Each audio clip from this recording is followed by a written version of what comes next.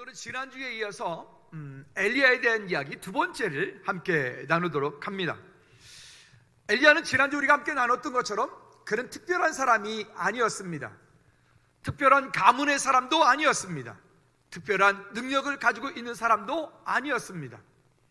다만 그가 한 것은 하나님께서 그를 부르시는 그 자리 가운데 믿음으로 서 있어서 하나님을 경험하고 하나님의 도우심을 따라 하나님의 인도하심 가운데에 그의 삶이 하나님 앞에 풍성한 뿐만이 아니라 놀라운 기적과 그런 능력들이 나타났던 것을 경험했던 믿음의 사람이었다는 것을 우리가 지난주에 함께 나누었습니다. 엘리야는 가만히 보면 그에 대한 어떤 많은 생각들, 많은 것들이 우리가 바라보는 것처럼 엘리야는 아마 처음부터 태어날 때부터 그랬는지 모르겠다, 아니면 엘리야는 처음부터 그에게 그런 강력한 능력이 있었는지도 모르겠다, 뭐 등등 할 수 있을지 모르겠지만 말씀드렸던 것처럼 그는 디셉 사람 엘리야, 길르앗에 우거하는 디셉 사람 엘리야, 예루살렘에 사는 것도 아니고 요즘 우리말로 하면 금수저도 아니고 예루살렘에 있는 이스라엘 가운데 정통 가운데 주류에 있었던 사람도 아니고 지금의 요르단 땅 가운데에 있는 그것도 비주류 가운데 있었던 그런 사람 엘리야, 그리고 오늘 본문에서 이야기하고 있는 이방에 속한 여인 가운데 여기 사르밧에 속한 시돈에 속한 사르밧의 그 여인, 이 여인은 이방 여인이에요. 근데 둘 다 특징들이 있습니다. 여기에 이 엘리야도 마찬가지고 이 시돈 땅에 속한 이 사르밧 여인도 마찬가지고 그들은 뭔가 특별한 사람들이 아니라고 하는 거예요. 그들은 특별한 사람들이 아니라 그냥 우리가 보통 알고 있는 보통의 사람, 그저 그들도 또한 마찬가지로 여러 가지로 기근이 들고 어려움이 오니까 그 어려움 가운데 힘들어하고 고통받고, 이 특별히 오늘 이야기하고 있는 이 사르밧의 이 여인도 마찬가지로 그가 이제 가지고 있는 모든 것들이 다 바닥이 닿고 그 바닥난 상태 가운데서 그에게 가지고 있는 것이라고 하는 것은 밀가루 한 움큼하고 기름 조금, 그가 이제는 그것을 나무까지 주워다가 그것을 떼서 구워 먹고 그리고 이제는 죽기를 기다릴 수밖에 없는 그런 상황들, 그런 그에게 또 그러했던 엘리야에게 하나님의 은혜가 임하여서 하나님의 역사심이 임하여서 그들로 하여금 우리가 지금 이 성경에서 통해서 보고 있는 것처럼 놀라운 기적과 놀라운 역사가 나타난 놀라운 축복의 통로들이, 축복의 주인공들이 된 것을 우리가 볼 수 있습니다. 바라기는 오늘 저와 여러분 삶 가운데, 우리의 삶 가운데 이 사르밧 여인과 같은 이 정말 모든 것들 가운데, 이 세상 가운데 하루하루가 정말 살기 힘들고 어렵고 하루하루가 어떻게 지나간지를 모르는 그런 극한 상황 가운데 우리의 삶이 혹 있다 할지라도 한번 따라 합시다. 하나님, 저의 삶에 하나님의 은혜를 구합니다. 오늘 성경에서 말하는 그 하나님의 은혜는 헤세드라고 하는 단어를 썼습니다. 그것은 하나님의 은혜가 마르지 않는 샘과 같이 임하였단 말이에요. 여러분, 오늘 우리의 삶 가운데, 우리의 인생 가운데, 여러분 가정 가운데, 여러분 어떤 쌀통 가운데, 여러분 어떤 기름통 가운데, 여러분 어떤 금고에, 어떤 통장에 그 잔고 가운데 여러분 바라기는 이 하나님의 은혜가, 그 헤세드가 임하기를 다시 한번 주님의 이름으로 축복합니다. 지난 월요일날 어머니한테 이제 다녀오느라고 양구를 내려갔습니다. 간다 가니까 최영성 사님이 본인도 같이 가겠다 그래가지고 이제 둘이 같이 드라이브 겸해서 이렇게 양구를 갔습니다. 가서 이제 점심을 같이 먹고 거기 양구를 쭉 이렇게, 최영성 사님도 아마 정말 한 십몇 년 만에 갔을 거예요. 그래 가면서 이제 그 후곡리라고 하는 곳에 가면 약수터가 있습니다. 이번에 가서 보니까 진짜 소풍을 멀리 갔더라고요. 그 제가 다녔던 초등학교는 원당 초등학교라고 하는 곳인데 그 원당 초등학교에서 후곡리까지 제가 키로수를 재보니까 한 40km가 넘는데 40km 되어지는 그것을 걸어가지고 소풍을 가서 도시락 하나 까먹고 잠깐 놀다가 또 거기 또 걸어와가지고 또 집을 또 30분, 1시간 또 온 뭐 그런 곳이었더라고요. 지금은 길이라도 좋지, 그땐 길도 별로 안 좋은 그런 곳에. 근데 그 후곡리에 가면 약수터가 있는데, 그 약수터는 좀 일반의 우리가 보통 말하는 그냥 삼다수 같은 그런 깨끗한 좋은 물 말하지 않고, 그거는 진짜 약수물입니다. 거기에는 철분 성분이 많이 섞여 있고요, 유황 성분이 많이 섞여 있고, 미네랄도 많이 섞여 있고, 탄산수도 나오는 그런, 그래서 위에도 되게 좋고, 또 피부가 문제가 있을 때 피부에도 갖다 이렇게 하면 피부도 트러블도 줄어들고 하는 그런 물인데, 저 어릴 때는 물이 되게 진했어요. 그런데 그 물이, 그거를 더 예쁘게 만들려고 사람들이 그걸 파는 순간에 물이 그게 더 지금 그때보다는 덜 맛있다고 그래요. 저도 그렇게 느껴집니다. 이번에 가보니까 웅덩이가 두 개가 이렇게 크게 이렇게 예쁘게 잘 해놨어요. 한 웅덩이에 한 20리터 정도씩 물이 들어가 있는 것 같아요. 제가 이야기를 하고, 물은 여전히 깨끗하고 시원해요. 그래서 물을 떠서 이렇게 마셔보니까 닝닝하니 맛이 없어요. 그러니까 탄산수가 겉으로 나와가지고 고여 있으니까 이게 다 아마도 나간 것 같아. 그래서 옆에 바가지가 있길래 굳이 그 바가지를 갖다 물을 갖다 다 그걸 퍼버리고, 싹 다 퍼버리고, 그리고 이제 새로 물이 나오기를 기다렸다가 물을 떠가지고 마시니까 그때 좀 맛이 나더라고요. 이런 생각이 들었습니다. 만일 거기 고여 있는 그 물만 바라보고 이거 다 퍼내면 물이 안 나올 텐데 나는 어떻게 먹지라고 생각했으면 그 물을 절대로 퍼내지 못할 거예요. 그 물을 절대 사용하지 못할 거예요. 그러지 않을까요? 근데 우리가 알고 있는 것은 어떤 거냐면, 그 바위 가운데 나오는 그 탄산수, 거기에 나오는 그 약수는요, 퍼내면 퍼내는 만큼 계속해서 나옵니다. 그 물은 가뭄이 심하면 심할수록 그 가뭄에 더 물이 맛있고, 가물면 가물수록 그 물은 더 진하고, 가물수록 그 물은 정말 그 물이 원래 가지고 있는 맛을 더 잘 드러내는 그 물이 그 약수물입니다. 제가 이제 이렇게 도회지 나와 있다가 이제 가끔 집에를 간다 그러면 우리 아버지가 그 먼 데까지 가가지고 그 물을 이제 통에다가 떠다가 아들 온다고 그 물로 백숙을 하면 백숙이 정말 맛있어요. 그 물로 밥을 하면 밥이 파란색 밥이 돼요. 근데 진짜 맛있어요. 그렇게 했던 기억이 나더라고요. 여러분, 오늘 우리가 사는 동안에 신앙생활의 원리도 가만히 보면 이 샘과 같다라고 하는 생각이 들었어요. 그냥 거기에 한 20리터 정도 고여있는 그 물만 바라보고 이 물 다 쓰면 나는 아무것도 할 수 없으니까 이 물을 내가 고이 보관해 둬야지. 그리고 그 물을 퍼서 쓰지 않고 그 물을 거기에 그냥 가만히 내버려 두면 그 물은 거기에 있을 거예요. 끝없이 있을 거예요. 감으로도 있을 거예요. 근데 그러지 않고 더 달고 시원한, 그리고 정말 그 물이 원래 가지고 있는 그 맛을 아는 사람은 그 물을 계속해서 길어 먹을 거예요. 그 물을 계속해서 퍼낼 거예요. 그 물이 자꾸 흘러가도록 만들어줄 거예요. 지금 생각해 보니까 예전에 그 물은 바위가 이렇게 있으면 거기서 물이 흘러 넘치도록 만들어 놨었어요. 근데 지금 그 물은 흘러 넘치게 하는 게 고이도록 만들어 놓은 거예요. 그러니까 그 물이 실수한 거예요. 그 어떤 사람이 만들었는지 잘못한 거죠. 바라기는 오늘 저와 여러분, 우리 마음 가운데, 우리 삶 가운데 하나님께서 어떠한 달란트와 어떠한 은혜를 주셨던 그 주신 그 어떤 은혜들이 우리 가운데 고여 있지 않고 그것이 우리를 통해서 흘러가게 하시기를 주님의 이름으로 축복합니다. 잠깐 눈에 보여져 있는 그 우물 때문에 이것은 내 전부이니까 나는 이것을 쓸 수 없어 라고 하지 말고, 그 이후에 있을 하나님의 역사, 그 하나님의 은혜가 있다는 것을 알고 여러분 그것을 기꺼이 퍼서 나눌 수 있고, 퍼서 생명 살리고, 그것을 퍼서 하나님 나라가 확장되어 가는데 쓰임받는 여러분 우리 모두가 되어지기를 주님의 이름으로 꼭 부탁을 드립니다. 가만히 내버려 두면요, 그 물 가운데는 벌레가 끼어요. 가만히 내버려 두면요, 그 물 가운데 온갖 이상한 것들에서 거기 다 끼어들어요. 그러면 그 물은 나중에 썩어서 있던 곳조차도 다 썩어서 못 먹게 돼요. 우리 동네에 상수도가 들어오기 전에 동네 한가운데에 이렇게 우물이 있어서 그 우물을 기르다 먹기도 했고, 그 우물에서 이제 사람들이 빨래도 하고 뭐 이렇게 했어요. 물이 근데 되게 깨끗하고 겨울에도 얼지 않고요, 여름에는 정말 시원했습니다. 근데 이제 상수도가 집집마다 보급이 되고 편한 시간이 되었죠. 그리고 우리 동네에서 아이들이랑 친구들이랑 막 놀다가 이제 막 목이 마르니까 거기 뛰어가가지고 물을 먹으려고 뚜껑을 딱 열었는데 우리 깜짝 놀랐어요.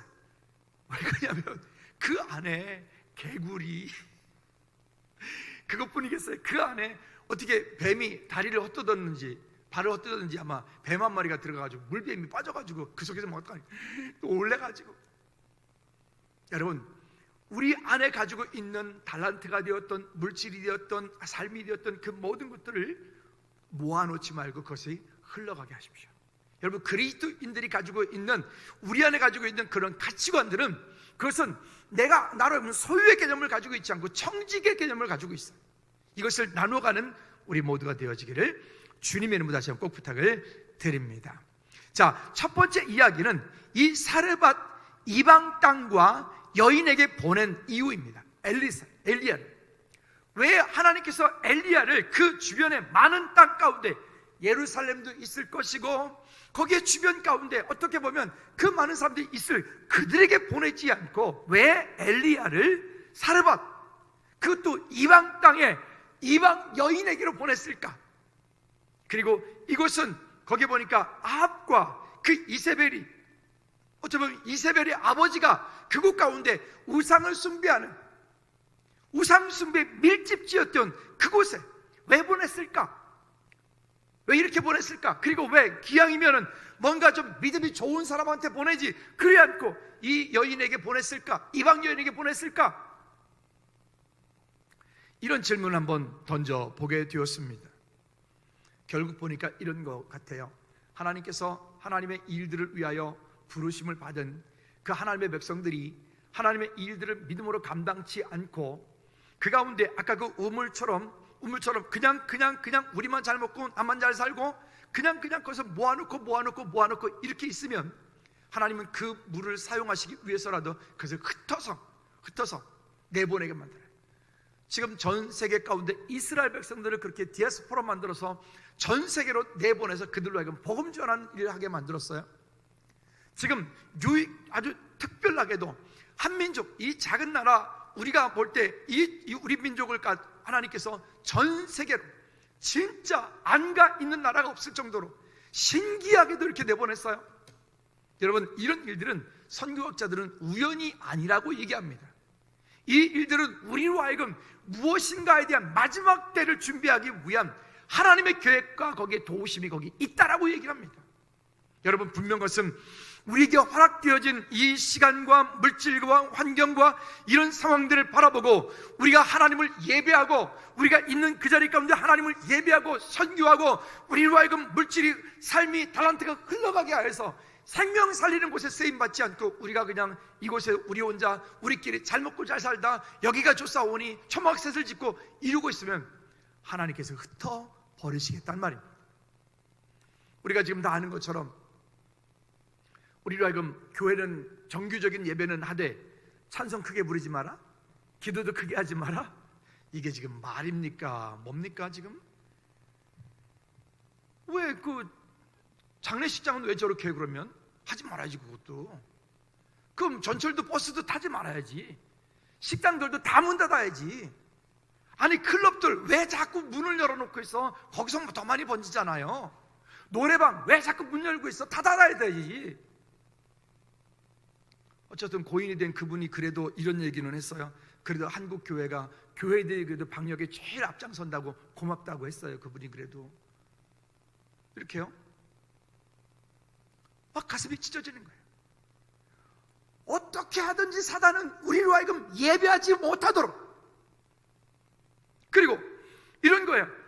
교회는 가긴 가라. 가는데 가서 예배하지 말라는 거 아닙니까? 저는 되어져가는 이런 일들을 보면서 어떤 마음이 드냐면 완전 사단이가 이제는 이 뭐 별짓을 다 한다. 아니 찬송 크게 하지 말라고요? 기도 크게 하지 말라고요? 밥도 먹지 말라고요? 제가 볼 때는 교회에서 밥 해 먹는 게 더 안전할 것 같은데. 우리 끝나고 나서 지금 밖에 가서 지금 다 먹어야 되잖아 오늘. 그쵸? 아니 무슨 이런 말이야 뭐야 지금. 마음이 아픈 거예요. 근데 한편으로는 저랑 금요 찬양 예배하면서 저 너무 감사했어요. 너무너무 감사했어요. 즐거운 교회는 이렇구나. 즐거운 교회 영적 수준이 이만큼이구나, 즐거운 교회 영적 수준이 이렇구나. 전 너무 감사했어요. 지금 교회들이 그런다 해가지고 예배를 다 없애고 있어요. 새벽 예배도 없애고 있고 금요 찬양 예배도 없애고 있고. 근데 우리는 지난주 금요 찬양 예배 더 많이 와. 할렐루야. 근데 해가지고 예배를 안 오는 게 아니라 우리는 안 오는 사람도 와. 그게 자랑이 아니라 오히려 이런 것들로 인하여서 어떻게 보면 우리 안에 하나님께서 우리를 또 이렇게 훈련하시는구나, 우리가 안 하니까. 마치 저는 이런 생각이 들어요. 코로나 예방접종을 하고 있다. 마지막 때를 위한 예방접종을 우리는 지금 맞고 있다. 마지막 때를 위한 우리는 지금 훈련을 하고 있다. 할렐루야. 여러분, 마지막 때가 되면 계시록으로 돌아가서 정말 예수님 오신 임박했을 때는, 그때는 이렇게 아무것도 할 수 없어요. 그때 우리 어떻게 할 거예요? 그때 우리가 살기 위해서, 목숨 부지하기 위해서 나 예수 안 믿겠습니까? 안 믿겠습니까? 그렇게 하겠습니까? 그때는 우리는 목숨을 걸고 예수 믿어야 되는데, 우리는 생명을 버려서라도 믿음을 지켜야 되는데, 그때 제가 팁 하나 드릴게요. 그때는 빨리 깊은 산속 아무도 없는 곳으로 가서 사시면 됩니다. 아, 진짜예요? 방법이 없어요. 근데 그것도 쉬운 일이 아니잖아요. 여러분, 오늘 우리의 믿음과 삶이 하나님의 은혜 가운데서 더욱 그렇게 세워져 가기를 다시 한번 주님의 이름으로 꼭 부탁을 드립니다. 당시에 이스라엘과 그 주변 국가들에게 가장 큰 신은 바알신이었습니다. 바알과 아세라 신이었어요.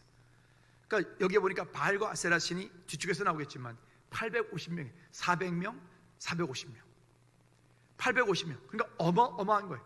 이 당시의 문화는 그냥 그들 전체가 다 그렇게 바알과 아세라 신을 섬기는 거예요.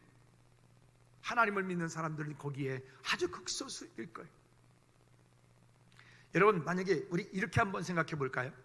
저 무슬림 국가, 중동 지방에 아주 강력한 무슬림 국가, 어떤 나라라고 말하진 않을게요. 만약에 시우스로 시작하는 그 나라 가가지고 그 나라 수도 한복판에 서가지고 우리 신광보 선교사님이 나가야 되나? 그러면 신광보 선교사님 거기 딱 서가지고 이러는 거예요. 알라는 신이 아니다. 오직 여호와만이 참 신이고 하나님이시다. 이렇게 선포한다고 해보세요. 그럼 바로 총이 여기저기서 팡팡팡 나올 거예요. 그죠? 그럼 그냥 이렇게 그 순교한 거야. 할렐루야. 축하드립니다. 여러분, 엘리야가 지금 이런 상황이에요.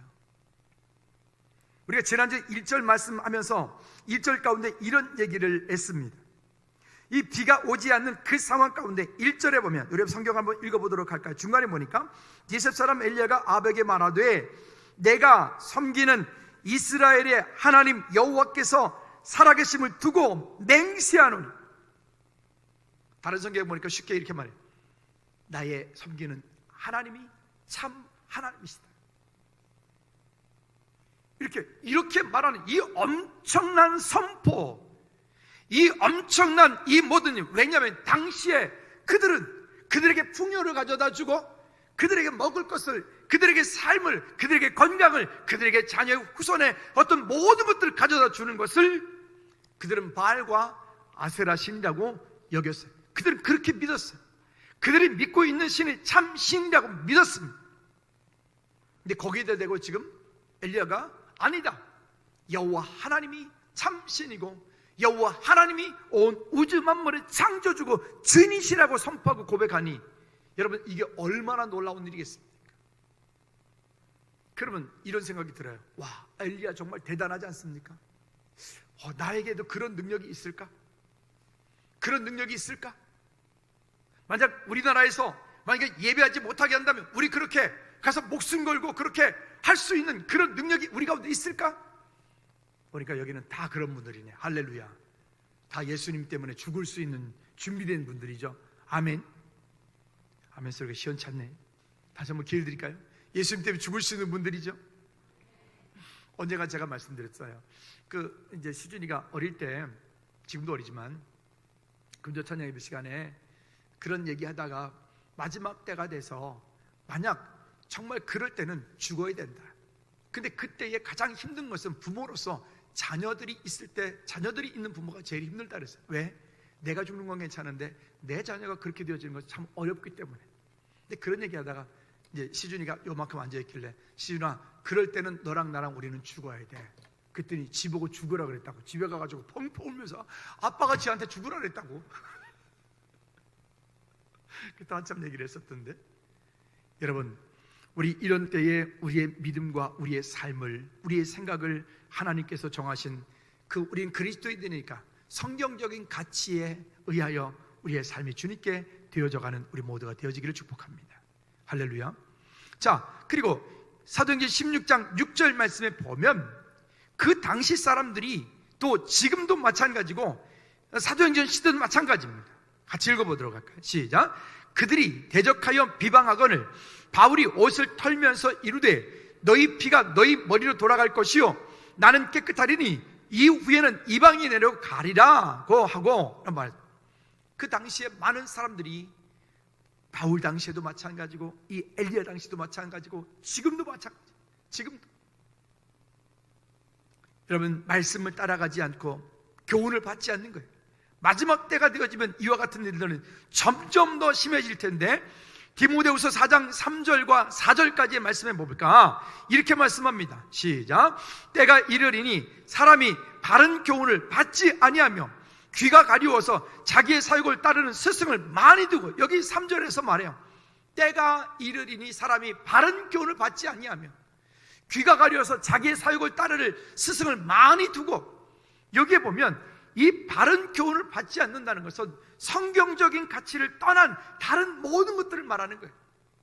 거기에 과학적인 논리, 거기에 지식적인 논리, 아니면 거기에 지금 권력이라고 하는 힘의 논리, 이런 교훈을 받지 아니하고 또 가려서 자기의 사욕을 따라 스승을 많이 두고 내 욕심을 위하여서 내가 원하는 어떤 것을 얻기 위하여서 신앙생활을 하는 거예요. 여러분, 우리는 그러지 않습니다. 전에 어떤 사람이 보니까 A라고 하는 분이 기도 제목이 있었어요. 근데 그 기도 제목 가지고 저한테 상담을 하러 왔어요. 왔길래 제가 그분한테 그랬습니다. 집사님, 그거 하시면 안 됩니다. 하나님 기뻐하시는 거 아닙니다 라고 말했어요. 그때 그 양반이 A 그러고 나가더라고요. BCD는 안 했어요. 그리고 다른 사람한테 가서 또 상담을 했던 것 같아요. 근데 그분도 안 됩니다 라고 했어요. 근데 또 세 번째 다른 데 가가지고 또 얘기했더니 그분이 거기서 아마 해도 된다고 했는가 봐요. 응답 받은 거예요, 그 사람한테. 세 번째 사람한테. 그리고 돌아가 저한테 목사님 응답 받았습니다. 그 목사님한테 갔더니 해도 된다고 합디다. 그럼 난 뭐야? 그럼 두 번째 그분은 목사님 뭐야? 여러분, 이렇게 자기 사리 사욕을 쫓아서 많은 스승을 두고 귀가 가려워서 자기가 듣고 싶은 것만 듣고 자기 욕심을 따라가는, 이게 마지막 때라는 거예요. 그리고 4절 말씀 볼까요? 4절에 시작. 또 그 귀를 진리에서 돌이켜 허탄한 이야기를 따르리라. 진리에서 돌이켜 허탄한 이야기를 따르리라. 자꾸만 말씀을 따라가지 않고 하나님의 은혜 가운데 있지 않고 세상 가운데서 세상에 자꾸만 쓸데없는 것을 자꾸 따라가는 거예요. 마치 그럴싸해 보이는 거, 정말 괜찮아 보이는 거. 예를 들자면 이런 거죠. 우리가 이 땅에 사는 동안에 모두 잘 먹고 잘 살자, 공평하게 나누어주자, 모두가 똑같이 분배하고 똑같이 잘 살자. 얼마나 이상적인 얘기. 그게 공산주의 이론이에요. 근데 죄송하지만 그들은 하나 착각하고 있는 게 있어요. 무엇입니까? 이 땅은 죄송하지만 모두 잘 살 수 없어요. 모두 공평할 수 없어요. 왜? 이 땅은 우리 모두가 다 죄라고 하는 죄성이 있기 때문에 그게 가능한 이야기가 아니란 말입니다. 근데 그걸 가지고 사람들 미혹해. 평화하자, 화평하자, 미혹해. 여러분, 그래서 우리의 가치는 그런 이론과 그런 듣기 좋은, 귀에 듣기 좋은 그런 가치가 아니고 우리의 논리에 맞는 그런 가치가 아니라 성경적인 가치로, 기독교적인 세계관으로 우리의 마음이, 우리의 삶에 방향 맞춰지기를 주님의 이름으로 꼭 부탁을 드립니다. 또 있습니다. 아모스서 8장 11절 말씀에 보면 그래서 이 시대가 그런 것 같습니다. 시작. 주 여호와의 말씀이니라. 보라, 날이 이를 때지라 내가 기근을 땅에 보내리니 양식이 없어 주림이 아니요 물이 없어 가람이 아니요 여호와의 말씀을 듣지 못한 기간이라. 우리가 당하고 있는 그 어려운 일들은 정말 어려움을 겪고 진짜 코로나 때문에 아니면 경제적인 문제 때문에 아니면 어떤 우리 삶 가운데 진짜 그런 마실 것이 없고 먹을 것이 없고 돈이 없고 환경이 없고 그럴 수 있어요. 우리는 사람이기 때문에. 근데 그럴 때에 진짜 힘든 것은 그 돈이 없는 게 아니에요. 그럴 때 진짜 힘든 것은 먹을 게 없는 게 아니에요. 그럴 때 진짜 힘든 것은 희망이 없는 거예요. 약속이 없는 거예요. 하나님의 말씀이 거기 없는 거예요. 이건 다른 거예요. 할렐루야. 한국교회는 그동안에 60년대, 70년대, 80년대 지나면서 어마어마한 부흥을 이루어왔습니다. 그때를 돌이켜보면 그때 우리 믿음의 선배들은 그때는 정말 먹을 게 뭐 있겠어요? 그때 뭐가 그렇게 풍족했겠어요? 근데 그때의 성도들은 지금 우리보다 믿음이 훨씬 더 좋았던 것 같아요. 왜 그랬을까요? 그분들에게는 분명한 소망을 가지고 있었어요. 분명한 소망. 이 땅에 풍요하지 않기 때문에 천국에 대한 소망을 늘 가지고 있었어요. 그때 당시에 교회에서 부르는 찬양은 천국에 대한 소망의 찬양을 정말 많이 불렀어요. 그게 위로가 되었어요. 그게 힘이 되었어요. 지금 우리 교회만 해도 예배 가운데 천국에 대한 소망, 그런 찬양은 장례식 때나 부르는 것 같아요. 여러분 그러지 않나요? 전사님, 우리 하늘 가는 밝은 길 이 찬양을 좀 매주 하면 어떨까? 이 생각도 해봐요. 진짜로? 여러분 이게 왜 그러냐면 천국에 대한 소망이 이 땅 가운데 우리가 갖지 않으면요, 우리가 지금 이 땅에 누리고 있는 것으로 인해서 우리 모두가 다 어느 순간에가 일순간에 다 망할 수가 있는 거예요. 여러분 지금 누리고 있는 것을 영원하다고 여기지 말고 영원한 것은 하나님의 말씀밖에 없다 그랬어요. 그러니까 말씀이 말씀하고 있는 대로 하나님 나라를 소망하고 사는 우리 모두가 되어지기를 주님으로 축복합니다. 자, 두 번째는 두려워 말고 내 말대로 하라는 것입니다. 하나님을 경험한 믿음의 고백들을 가만히 들어보면 처음에는 두렵습니다. 정말 그게 가능할까? 정말 그런 일이 내 삶 가운데 일어날 수 있을까? 정말 어떻게 그런 일이 아니야, 그거는 아닐 거야. 그거는 저 사람 얘기일 거야. 아니요. 여러분, 많은 믿음의 사람들이 경험하고 이야기했던, 하나님을 경험했던 그 믿음의 고백들이 오늘 우리의 삶 가운데도 동일한 은혜로 엘리야가 경험했던 그 하나님을, 여기 사르밧 여인이 경험했던 그 하나님을 우리도 동일한 은혜로, 우리 지난주에 같이 고백했잖아요. 엘리야의 하나님이 누구의 하나님이시라고요? 나의 하나님이시라고요. 그렇다면 우리는 먼저 우리 마음 가운데 하나님의 말씀을 신뢰함으로 두려워 말고 내 말대로 하라라고 하는 겁니다. 우리 속에 있는 것도 내가 지금 이걸 11조로 드리면 어떡하지? 나 지금 돈 없는데?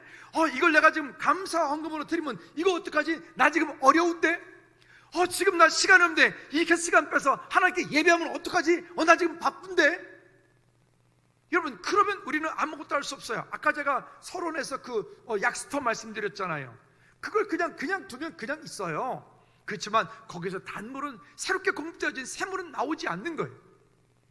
여러분, 바라기는 우리 안에서 먼저 여러분 두려워하지 말고 믿음으로 고백할. 제가 지금도 기억이 나는 게, 우리 청년들이 이제 고등학교 졸업하고 대학 졸업하고 직장생활 시작하면서 첫 번째 이제 월급을 취업해가지고 월급을 받았어요. 저기 앉아있네. 월급을 딱 받았어요. 딱 받아서 첫 번째 월급을 하나님께 다 드렸어. 우리 샤론 선생님이. 할렐루야. 또 예전에 또 어떤 청년이 그랬어요. 지금 우리가 권성진 선생님이 아니 그렇다고 또 부담 갖지 마라. 드려도 될 것 같아.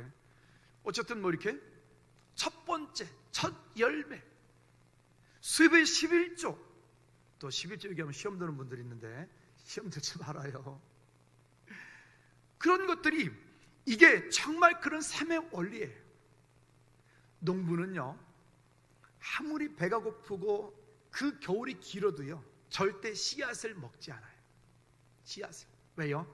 그 씨앗을 먹으면 그 다음에 봄에 그것을 뿌릴 수 있는 것이 없기 때문에 그래요. 여러분, 우리 안에서 우리 삶 가운데서 다시 한번 이런 하나님의 은혜가 있고, 다시 한번 그 마르지 않고 여기에 그런 샘을 우리가 얻을 수 있기를 주님의 이름으로 부탁을 드립니다. 자, 여기 보니까 10절 말씀에 보면 이렇게 말씀합니다. 그가 일어나 사르밧으로 가서 성문에 이를 때에 한 과부가 그곳에서 나뭇가지를 줍는지라. 이에 불러 이르되 청하건대 그릇에 물을 조금 가져다가 내가 마시게 하라.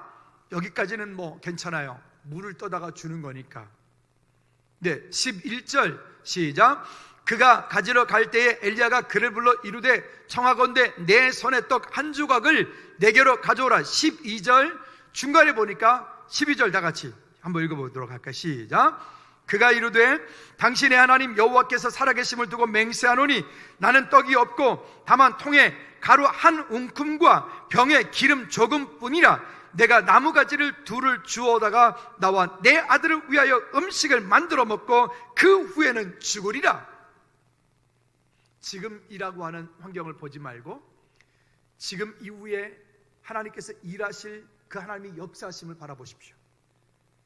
지난주에도 말씀드렸던 것처럼 눈에 보는 것으로 행하지 말고 눈에 보이지 않는 약속의 말씀을 붙잡고 믿음으로 행하십시오. 할렐루야. 그것이 여러분 삶 가운데 어찌 보면 그런 가장 큰 귀하게 여겼던 소중하게 여겼던 그 어떤 것일 수 있어요. 이런 생각을 해봤습니다. 이 사르밧 여인에게 있어서 이 가루 한 움큼과 이 기름 조금은 어떤 걸까요? 무엇일까요? 여러분들에게 지금 정말 그런 상황 가운데서 여러분들에게 지금 남아있는 게 이 가루 한 움큼과 기름 조금 있어요. 여러분들에게 그건 무엇일까요? 그건 생명과 같은 거예요. 그건 정말 생명과 같은 거예요. 그 생명과 같은 것을 지금 엘리야가 무례하게 뭐라고 얘기를 하냐면 나를 위하여서 그것을 나로 하여금 떡을 구워다가 나로 먹게 하라. 나로 먹게 하라. 만약 여기에서만 끝났다면 그는 나쁜 놈이에요. 그는 사기꾼이에요. 그런데 여러분 13절을 보셔야 됩니다. 거기에서 멈추지 마십시오. 13절을 보십시오. 다 같이 시작. 엘리야가 그에게 이르되 두려워하지 말고 가서 내 말대로 하려니와 먼저 그것으로 나를 위하여 작은 떡 한 개를 만들어 내게로 가져오고 이게 우리 안에 믿음의 결단을 요구하는 겁니다. 우리가 아직도 놓지 못하고 있는 그 어떤 것, 우리 나름대로 믿음의 결단을 할 수 있어요. 근데 그 결단만 가지고는 하나님의 기적이 역사가 전혀 나타나지 않아.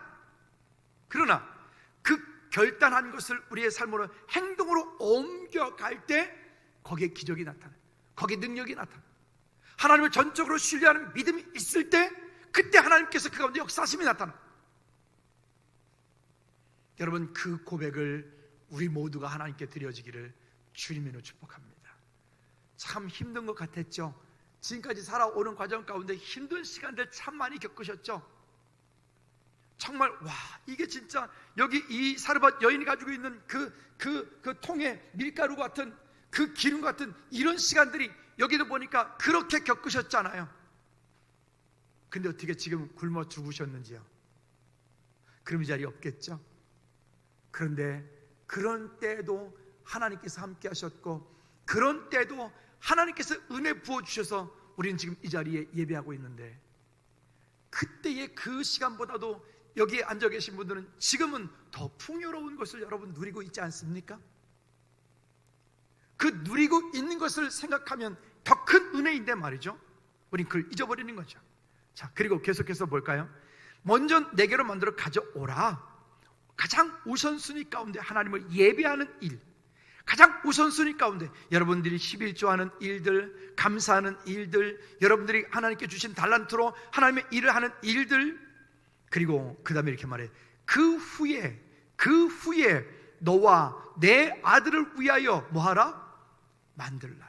한 번 더. 그 후에 시작. 그 후에 너와 내 아들을 위하여 만들라. 여러분 엘리야는 지금 아니 그거 한 주먹이니까 그거 엘리야 한 사람 몫인 것밖에 안 되잖아요. 근데 지금 엘리야가 여기를 통해서 해답을 말씀하고 있습니다. 그 다음 어떤 일이 벌어질 것을 이야기하고 있습니다. 여러분 바랍니다. 꼭 기대합니다. 여러분들의 가지고 있는 밀가루 통에, 여러분들이 가지고 있는 그 기름 통에 그 기름이 밀가루가 마르지 아니할 줄로 믿습니다. 할렐루야. 그것을 가지고 있는 그것만 바라보면 정말 가난한 사람이 돼요. 그것만 바라보면 맨날 힘들어. 그런데 그 통에 기름과 그 통에 가루가 마르지 않을 것을 바라볼 수 있는 믿음의 눈이 열려지면 오늘도 즐거운 거예요. 할렐루야. 하나님의 은혜가 우리 가운데 있기를 꼭 부탁을 드립니다. 여러분, 그런 일들은 성경에 여기저기 많이 있잖아요. 오병이어 사건만 해도 그래요. 아니 보리떡 그 5개, 물고기 2마리, 그게 뭐 대단하다고. 근데 그것이 누구 손에 들려졌을 때? 주님 손에 들려졌을 때 우린 다 알고 있잖아요. 5,000명이 먹고도 12광주리가 남았다고요. 여러분, 우리 속에 가지고 있는 그 기름 조금 한 움큼, 그 기름이, 그 밀가루 기름이 주님 손에 들려질 수 있기를 그렇게 하십시오. 그렇게 하십시오. 믿음의 결단이 있어서 하나님이 행하신 일들을 여러분 믿음으로 구하시기를 다시 한번 주님의 이름으로 꼭 부탁을 드립니다. 할렐루야. 자, 세 번째는 가장 약함이 강함이 됨을 경험할 수 있는 시간이 바로 이와 같은 시간들입니다. 아까 우리 찬양도 했는데 약할 때 강함 대신에 나의 능력이 되신 주 찬양했잖아요. 가장 연약하고 힘들 때 그때가 하나님의 때인 것 같아요. 우리 찬양도 있죠. 날이 저물어 갈 때, 빈들에서 거닐 때, 그때가 하나님의 때. 광야, 그것은 뭐 찬양도 했죠. 요괴배서 노래 찬양도 했죠. 최근에 불렀던 그런 찬양 가운데 보면 그런 메시지들이 정말 많이 담겨 있었던 것 같아요. 오늘 이번 주부터 우리가 임내송할 때 나를 통하여 이 찬양을 함께 드렸는데, 우리가 어느 곳에 있던 어떤 자리에 있던 내 평생에 주님의 이름을 높이고 어느 곳에서나 주님을 예배하리라. 내가 밟는 모든 땅, 아버지의 땅 되기 원하는 우리 이런 마음을 가지고 하나님 앞에 우리가 한 주간을 살고 한 달을 살고 1년을 살아내고 여러분들이 그렇게 사업을 하고 여러분들이 그렇게 자녀들을 키워나간다면 이 땅에 그 어떤 고난이 오더라도 우리는 그것을 능히 이길 수 있는 은혜가 우리 모두에게 있게 될 줄로 믿습니다. 여기 사르밧이라고 하는, 이 사르밧이라고 하는 뜻은요 용광로라고 하는 뜻입니다. 용광로, 독특하지 않습니까? 용광로. 베드로서 1장 6절부터 7절까지 말씀해 보면 이렇게 말씀을 합니다. 그러므로 너희가 이제 여러 가지 시험으로 말미암아 잠깐 근심하게 되지 않을 수 없으나 오히려 크게 기뻐하는도다. 너희의 믿음의 확실함을 불로 연단하여도 없어질 금보다 더 귀하여 예수 그리스도께서 나타나실 때에 칭찬과 영광과 존귀를 얻게 할 것이니라. 아멘. 우리가 지금 잠깐 당하는 고난, 어려움들, 여러분 고난과 어려움이 없기를 기도하는 게 아니라 그 당하는 고난이 있을 때 그 고난들은 우리를 연단하는 거예요. 연단. 우리 집에서, 시골에서 우리 집에서 교회를 가려면 그 올라가는 고개에 대장간이 있었습니다. 그 대장간을 올라갈 때마다 맨날 지나가면 맨날 뚝딱거리는 소리가 나는 거죠. 불에 달구고 때리고 달구고 때리고. 근데 그 아저씨는 낫을 정말 쟁기를 잘 만들었던 것 같아요. 근데 비싸. 우리 아버지가 한 번은 시골 장에 가가지고 낫을 하나 잘생겼다고 사가지고 왔는데 그 소나무를 갖다 나무를 딱 때렸더니 낫이 뚝 부러지는 거예요. 그러니까 담금질이 안 된 거예요. 연단이 안 된 거예요. 담금질이라고 하는 것이 불 속에 들어갔다 나갔다 들어갔다 나갔다, 불 속에 들어갔다가 기름 속에 들어갔다가 불 속에 들어갔다가 기름 속에 들어갔다가 물 속에 들어갔다가 또 두드려 맞고 또 들어갔다가 또 들어갔다가 또 두드려 맞고 들어갔다 나와서 또 두드려 맞고, 이거를 엄청. 그 대장간의 아저씨네에서 산 낫은요 이만큼 난 날이 이만큼 되거든요. 근데 이만큼 되는 게 나중에는 이렇게 활처럼 되어도 안 부러져. 계속 숫돌에서 갈아서 또 쓰고 갈아서 또 쓰고 갈아서. 그 낫이 나중에 요만큼 한 얍쌀해지면요 그때 꼴 빌 때 이거는 최고의 낫이에요. 꼴 안 비워봤죠? 학교 갔다 오면 일단 꼴부터 비워놔야지 놀 수 있지, 꼴 안 비워 놀았다면 우리 아버지한테 죽어요 그냥. 그러면 딱 누빈다 그러는데 딱 한 손 왼손 잡고 밑으로 샥 쫙 한단, 이게 최고거든요. 근데 안 부러지는 거예요. 왜? 연단이 되었기 때문에 그래요. 그리스도인들이 연단이 되어지지 않으면요 코로나 이렇게 오니까 금방 넘어지잖아요. 연단이 훈련이 안 되어지니까 조금만 어려움이 오면 하나님 어디 계시냐고 하잖아요. 여러분, 오히려 이런 시간을 우리가 감사할 수 있길 바랍니다. 이런 시간 우리의 믿음을 더욱 견고하게 다지고 만들어서 하나님께 영광 돌리는 우리 모두가 되었으면 좋겠습니다. 지난주에 한 분이랑 말씀을 나누는데 그러시더라고요. 목사님, 우리 교회는 지금 새벽 예배도 안 하고 아직까지 금요기도회도 안 하고 수요일배도 안 해요. 마음이 너무 아파요. 그렇게 말하죠. 왜요? 그랬더니 코로나 때문에. 그래요? 우린 다 하는데. 그러면 왜 그러는데? 등등등등 이유가 있겠죠. 여러분, 근데 성경은 우리에게 거꾸로 말하잖아요. 그러니까 예배해야 된다고요. 아멘입니까? 그러니까 기도해야 된다고요. 그러니까 교회는 가긴 가되 기도는 하지 말라고요. 더 큰 소리로 기도해야 된다고요. 그러니까 교회 가서 찬양하지 말라고요. 더 크게 찬양해야 된다고요.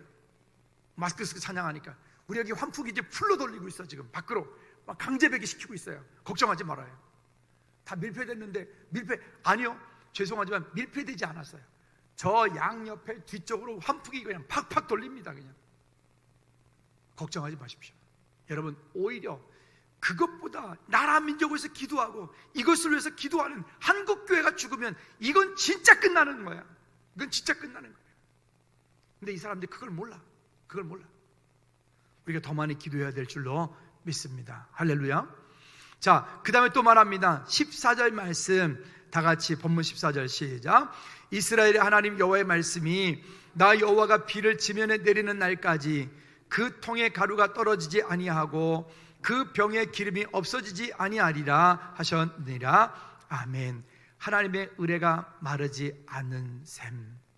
하나님의 은혜가 마르지 않는 셈. 성도는 그 셈의 근원을 붙잡고 살아야 돼요.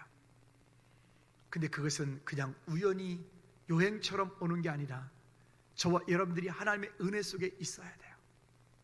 그냥 지식으로 믿는 것이 아니라 우리의 삶을 통해서 믿음으로 살아내야 돼요. 믿음의 명예를 지켜내야 돼요. 집사로서의 명예를 지켜내야 돼요. 권사로서의, 장로로서의, 안수집사로서의 명예를 지켜내야 돼요. 성도로서의 명예를 지켜내야 돼요. 승리하시기를 주님의 이름으로 꼭 부탁을 드립니다. 결론입니다. 고린도후서 12장 9절부터 10절까지 말씀을 함께 읽습니다. 시작. 나에게 이르시기를 내 은혜가 내게 족하도다. 이는 내 능력이 약한 데서 온전하여 짐이라 하신지라. 그러므로 도리어 크게 기뻐함으로 나의 여러 약한 것들에 대하여 자랑하리니 이는 그리스도의 능력이 내게 머물게 하려 함이라. 그러므로 내가 그리스도를 위하여 약한 것의 그 능력과 궁핍과 박해와 곤고를 기뻐하노니 이는 내가 약한 그때의 강함이라. 아멘. 바울이 자기가 가지고 있는 질병 때문에 하나님께 기도합니다. 하나님, 이 질병을 고쳐주세요.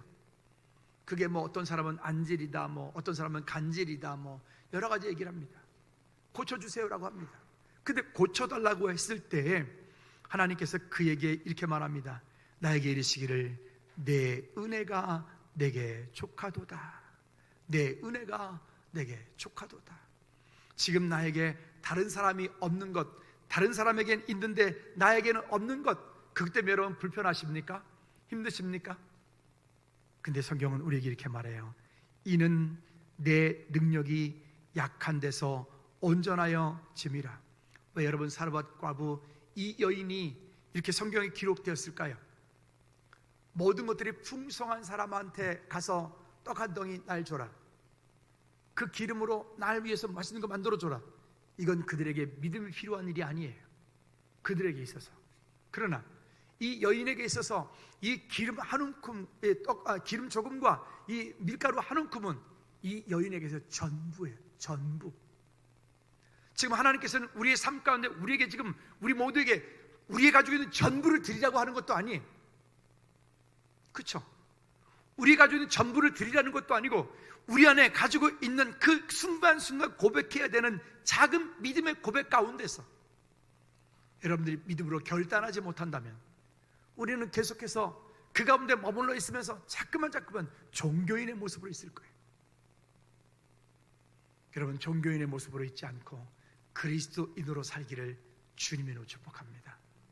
한번 따라합시다. 나는 그리스도인이다. 할렐루야.